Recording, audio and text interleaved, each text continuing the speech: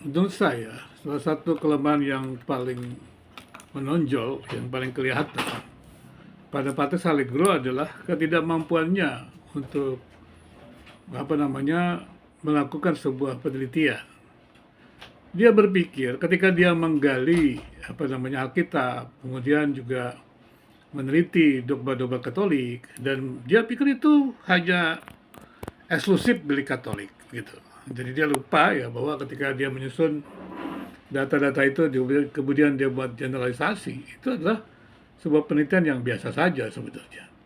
Demikian juga kalau kita penelitian bisa itu namanya deduktif dan induktif. Jadi ketika Romo Patris merumuskan bahwa iman Katolik itu paling benar gitu, dia mendasarkan data-datanya yang dia punya dari Katolik, dan itu berdasarkan iman begitu.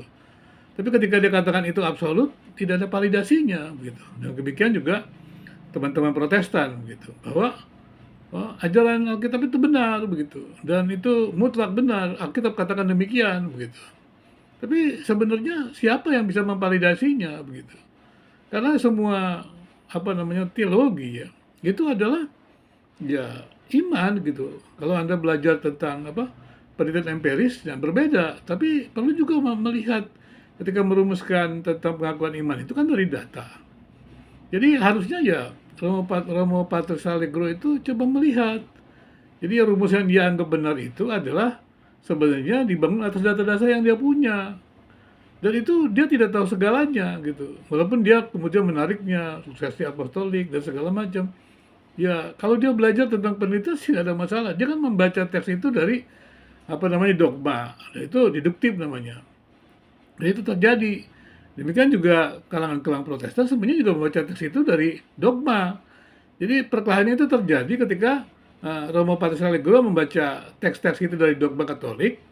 Jadi kamusnya berbeda. Demikian juga apologet-apologet Protestan membaca teks-teks Alkitab itu dari dogmanya Protestan. Dan kedua kamus berbeda. Nah, kalau kamusnya berbeda, ya definisi istilahnya berbeda walaupun kosakatanya sama, ya repot begitu, tidak ketemu. Dia katakan gereja yang benar hanyalah Katolik. Nah, itu pakai kamusnya Katolik.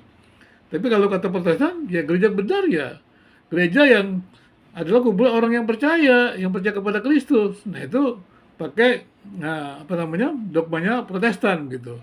Menurut saya ya sudahlah, namanya juga pengakuan iman, namanya juga dogma, doktrin. Untuk apa kemudian diklaim-klaim yang paling benar? Nggak usah diklaim. Iman itu tidak perlu diklaim-klaim, yang perlu diwujudkan. Tunjukkan saja kebaikan-kebaikan kita sehingga orang tertarik.